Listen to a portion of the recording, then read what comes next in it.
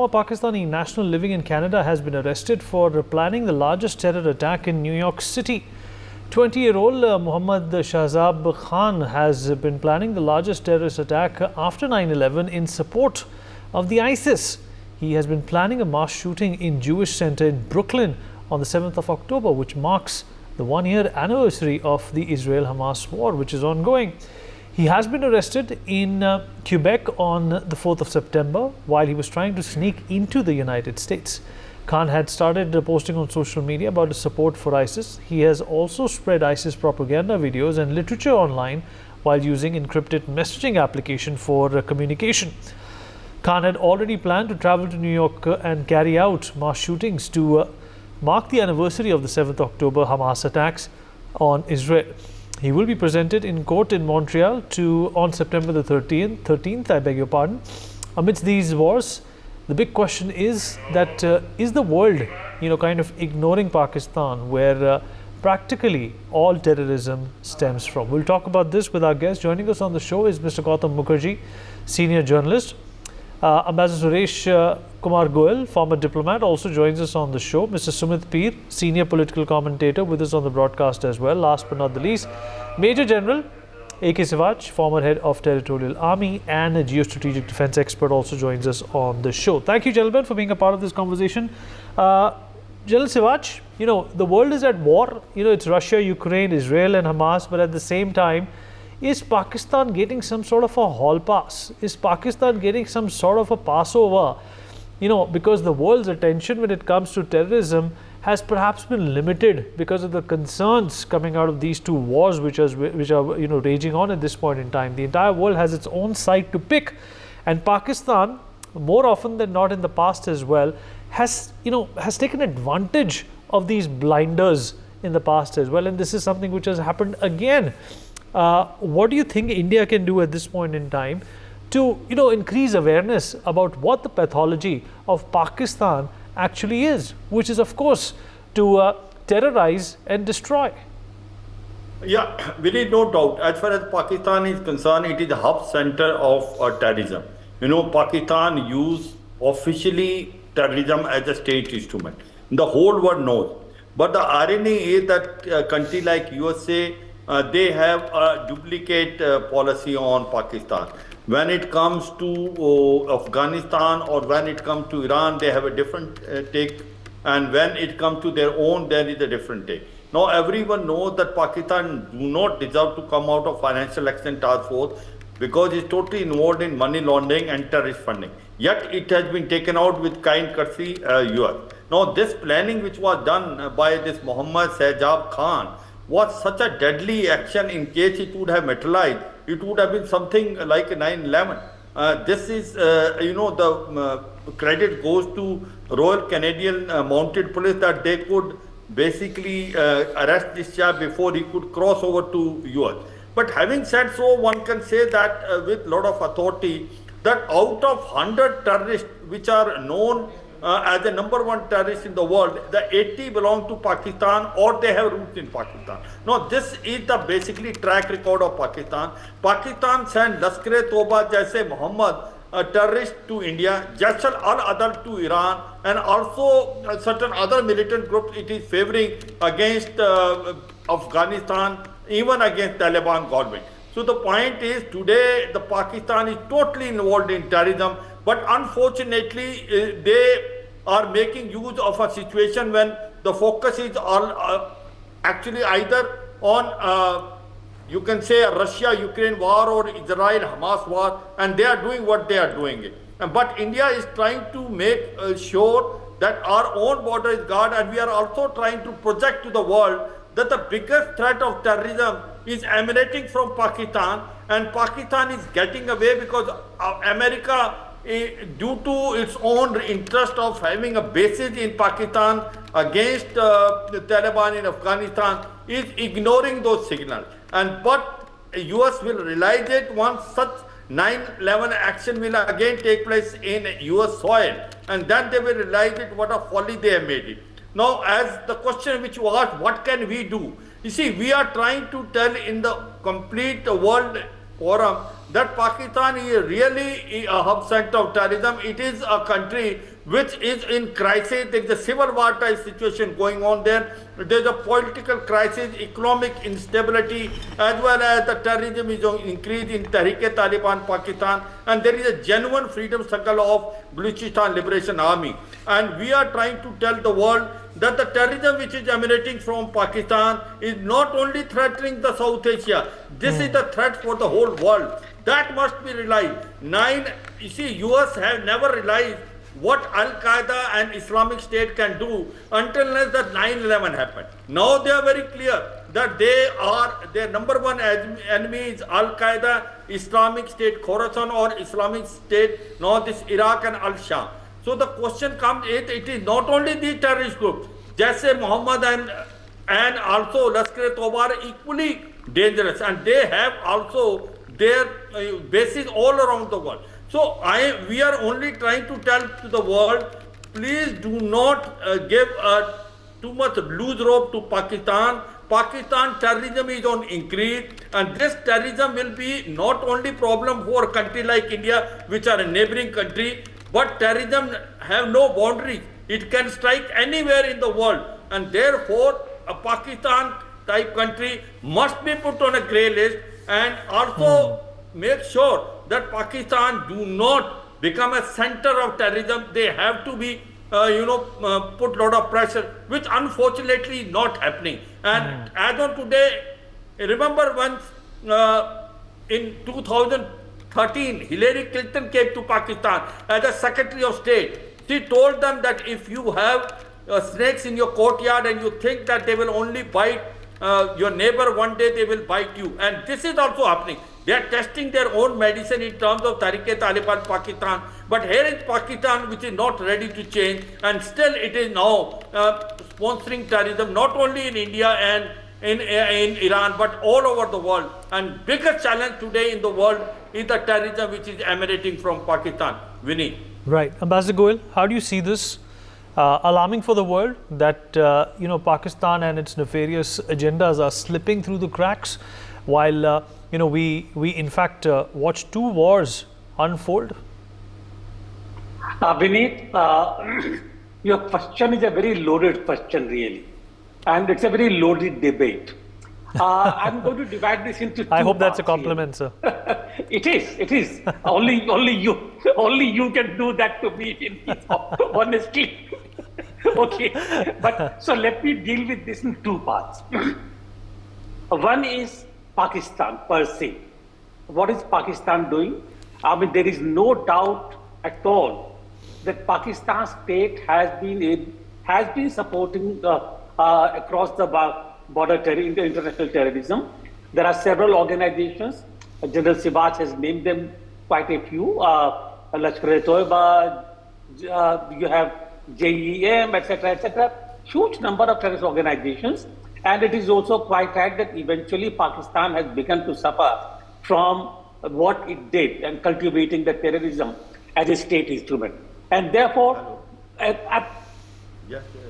General Sibach, may I request you to kindly... General Sibach, sir, please, sir, can you get off your phone, sir? General Sibach, can you please mute General Sibach? Yeah. So, condemn Pakistan every way for what they are doing, using international terrorism, not just to spite India, but basically in all possible. There is no doubt about it at all. I come to tell you give the example of Canada and a Pakistani national doing this.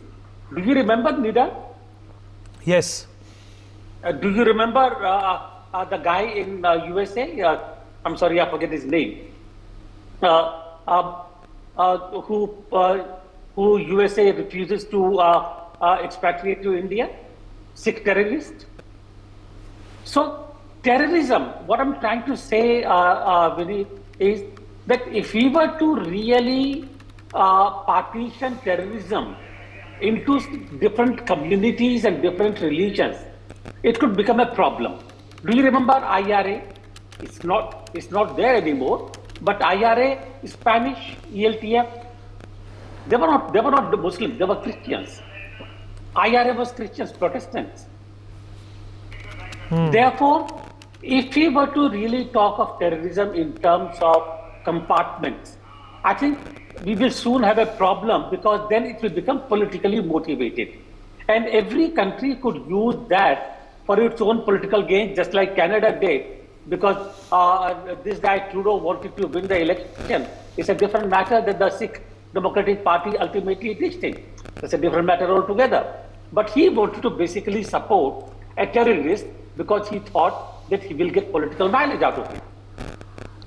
USA is not able to expatriate the Sikh terrorists to us simply because they think that they can keep India under pressure by using such tactics.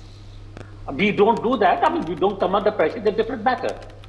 I think what we need to do is recognize that terrorism in all its forms, wherever it is, whether it is in Canada, in the USA, in Europe, in Middle East, or in Pakistan, or mostly in India, across our border, into our border from Pakistan, wherever it takes place, it is a political problem and it must be eradicated.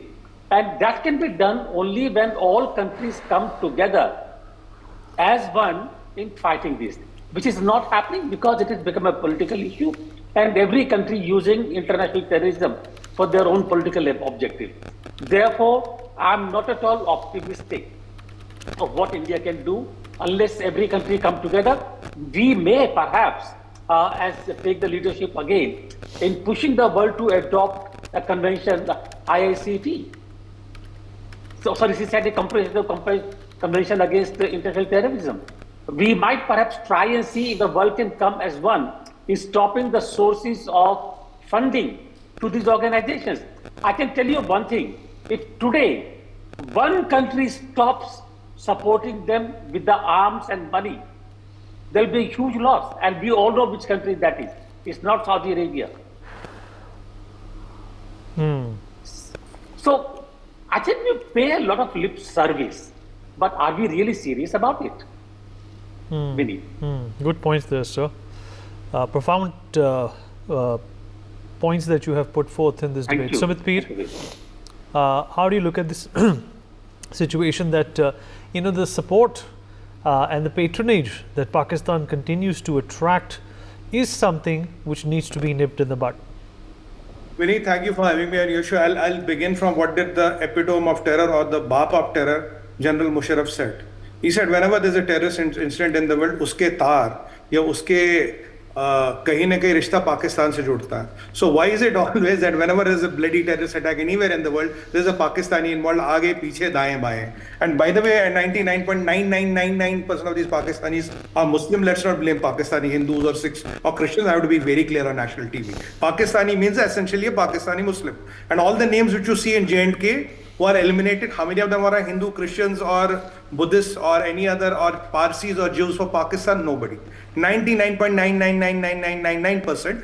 0.1 मैं decimal के लिए छोड़ रहा हूँ. For the there's always a scope for improvement. They're all Muslims from Pakistan because they are involved in a perpetual race of getting 72 versions. Others are not. So if you look at this thing, what happened here is a 20-year-old guy. Look at the sequence of events. He has been infiltrated into Canada. Nobody knows, does he have a work visa? Is he on a student visa? Is he on what visa? He enters Canada. Then he starts radicalizing people. He gets these ISIS videos, gets in touch with the right kind of people in Canada, nefarious people in Canada. Right? Then he gets ISIS videos, he starts propagating them. He starts to infiltrate the groups and possibly trying to make a support organization. Then when he is seen doing all this activity, an undercover crop also in the garb of a supporter infiltrates the group. He starts talking with him. Then he starts saying, no, I have to do an attack. Where do you have to do an attack? I have to do this attack in Brooklyn. Where? Because there's a Jewish festival of Yom Kippur, which is on 11th October. That will be exactly 1 year after the 7th October attacks. So all the Jews of New York will be there. There'll be women, there'll be children, there'll be kids, there'll be elderly. They'll be coming to celebrate the Yom Kippur on the Jewish Brooklyn Center. I need a AR-72 type rifle. What is the AR-72 rifle? It's the same with which Donald Trump was attacked. It's the same with which the yesterday's shooting was happened. So my friend, my radicalized friend, who was luckily a cop, get me this AR-72 rifle. Now I have another problem. How do I cross the border? So I have already got in touch with some people who will smuggle me into a truck or something and will cross me into the border. So when I will reach border, what I'm going to do? I am going to do a ISIS-style attack, kill as many Jews, as many women, children and all. Especially my target is Jews. I'm not targeting Christians here, I'm not targeting Hindus. I want to kill Jews because we have to avenge what Israel is doing there. So after the 7th October manslaughter, I want to do one more in US, and that is how we'll teach these Jews a lesson. When you tell me, isn't it written in the International Charter of Hamas that till the time each and every Jew is not eliminated, Qayamat or Din Akhirat will not come? Am I creating something? Isn't it the International Charter of Hamas? Isn't Hamas still saying we'll eliminate Jews? Isn't still the attacks on Israel happening? Isn't 3 days back, within the 3 officers of Israel killed in the West Bank? Even on the Philadelphia corridor, are they agreeing because they want to smuggle weapons from Egypt? That is the readiness of Hamas. Isn't Yahya Sinawat said, yes, we'll do more attacks on Israelis just 2 days back? So, look, we are fighting. It's very, very easy to talk on a TV debate when you're not in an existential crisis. Imagine you and me are Jews, huh? We have our biggest festival and we are going with our wives, our mothers, our father and kids, our daughters and sons to do a religious pilgrimage and to pay our respects somewhere. Somebody, a fanatic from Pakistan, 20-year-old, has managed an 872 rifle. He's there just to kill you. Mujhe janta bhi nahi bhai. He doesn't even know me. I have nothing in common with him. I am 20,000 miles from him because I am a Jew and he is a Pakistani Muslim. He thinks it is his Islamic duty to go and slaughter Jews, to go and kill my family, to go and kill us because we are Jews. What the hell are we talking here? मतलब क्या बात कर रहे हैं भाई? मतलब where is the political problem in this? What the hell is wrong in that 20-year-old said? What political problem? Hamas के साथ जो हुआ, how इसके बाप का क्या गया था? What did he lose? I mean, what is his stake in Israel and Hamas war? What is his party? Who of his people were killed? What will he settle politically by slaughtering Jews? By slaughtering women and children? Which objective is he going to get? It is that radical Islam which flows in the veins of Pakistanis. Every Pakistani is a terrorist with or without a gun. The only difference is whoever gets a gun is able to do what he was able to do. Imagine if this police officer was not able to infiltrate. If this person could have reached Brooklyn 1 month after today, on your channel we'll be talking 100, 200, 300 people dead. One Pakistani crazy, he went with the AR-70. He just killed people because they're Jews. And he just wants to settle some score. And you're absolutely right. And it's not so hard. Sumit, good points there. Gautam, it's not so hard to procure a gun in the United States. So obviously that's why he was trying to cross the border and, do what he had always intended to do. Yes. The whole point that some of the other panelists have already made is that terrorism is not even identified as terrorism in certain quarters. It is considered to be a nationalist action, fight for freedom, patriotic action, and things of that order. And it is used widely for leverage. Now, what are the Houthis? Are they terrorists? But they are being used by the Iranians to inflict,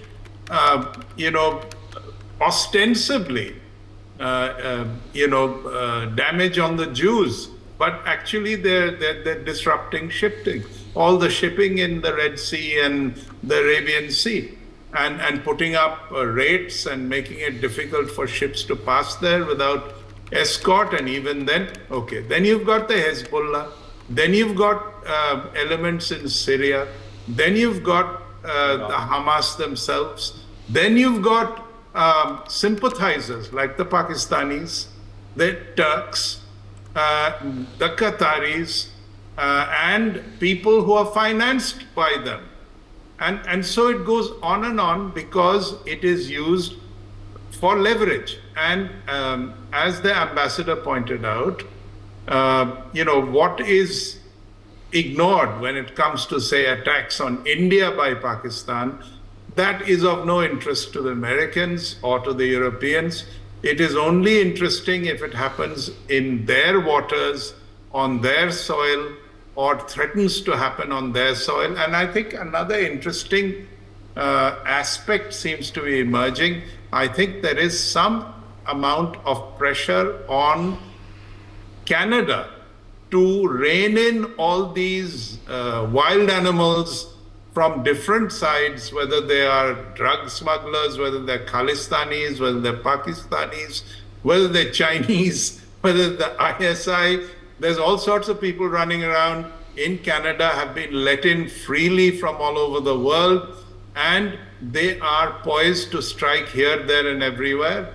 And I think to some extent, America is putting pressure on Canada because Canada of late is actually catching people. This again is leverage and counter leverage. And that is what is the whole world of terrorism that we have to live with.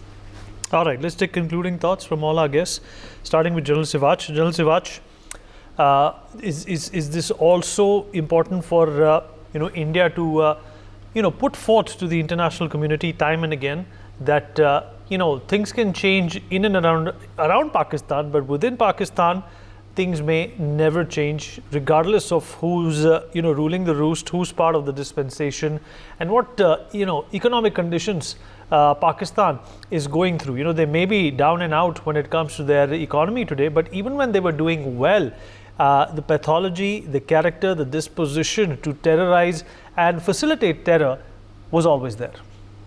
Very correct. See, Vineet, one of the biggest problem in the world today is that the terrorism and terrorist definition has still not been accepted by United Nations. Now, the point which every panelist is trying to convey, a terrorist for one state is a freedom fighter for the other state. Unfortunately, that is the biggest problem. But having said so, as far as Pakistan is concerned, very rightly brought out, Pakistan is the epicenter of terrorism today. And today it is on the verge of having a civil war. There's a political instability, economic crisis, and terrorism is on the increase. And there are chances of Pakistan getting into 4 parts, that is Khyber Pakhtunkhwa, Balochistan, Sindh and Punjab. The civil war type situation is growing up in Pakistan, and which is a cause of concern for the whole world. And we are trying to tell to the US that Pakistan is a nuclear state, and its nuclear nukes can also fall into the hand of the terrorists. In case if it falls, what will be the outcome of this to the whole world? So overall, there is no denying the fact that Pakistan is not going to change. Pakistan is a country which is basically ruled by Pakistan army, whether directly or indirectly. Everyone has an army, but strangely, a Pakistan army has a country, and it is a rich country, which is supposed to be a rich country, they say, but it's a very poor country with a very rich army. So the point today is that unfortunately what is happening in Pakistan is a cause of concern for the whole world. We are trying to bring this to the knowledge of US, that kindly look into Pakistan, because Pakistan is the one which is spreading terrorism all across. After 9/11, one thing US realized it, that terrorism has no boundaries. It is not that it will only strike India in form of Jaish-e-Mohammed and also Lashkar-e-Toba. It can be Al-Qaeda and Islamic State, which can also hit the US and the mainland of US anywhere and anytime. Okay, all right. Ambassador Goyal? We all forget that basically terrorism, international terrorism, has been used for political purposes. Who created Al-Qaeda? CIA. To fight the war in Afghanistan. Who created Taliban? Where did the funding come from? The problem is that Pakistan has become a willing tool of these countries for its own purposes. Pakistan got huge amount of military aid from the USA when it played into their hand. Now, my last thought is, we cannot fight the world's wars. The world has enough wars, Ukraine, Hamas, etc. That is enough. Let us focus on what our interests are, and let us focus on protecting our national security across the borders. Thank you, Vinny. Well said, sir. Sumit Peet? There are 2 or 3 points I want to make. First of all, look, this is the emergence of white-collared, new flavor of jihad, where a white-collared person with no track record, no terrorist activity will be brought in. He'll be put in a country near to you. At the right point of time, he'll be activated. There are a couple of questions I want to ask Pakistan. Who was paying for khad pani of this person in Canada? By Islamabad to hai nahi, kahin madrase mein khana kha raha tha. Who put him in touch with the ISIS guys? Who put him in touch with those guys who will let him cross the border? How was he doing the radicalization? Who were his handlers? Vineet, if you think this was done by a person 20-year-old on his own and he was surviving on his own, there was no thing. And most important thing, how did he land up in Canada? When he landed up in Canada, how did he get in touch with all the nefarious characters? And he could literally make a plan to do a manslaughter. These are the things which the Americans and the Canadians have to realize, because this new flavor of white-collared urban jihad is something which is very dangerous and very dangerous to track. You can be lucky once, you cannot be lucky all the time. And as far as a number of jihadis which come here, we have good SF, we have Indian Army, and we have RR, and we have people like General Swaj who have settled them for ages, and we'll keep on settling them. We'll send them on a one-way ticket. There's no problem here. But the Americans and Canadians have to worry what they want to do with these people. Gautam? Well, after George W. Bush put in the Patriot Act, there was over a decade in which there were no terrorist incidents in America.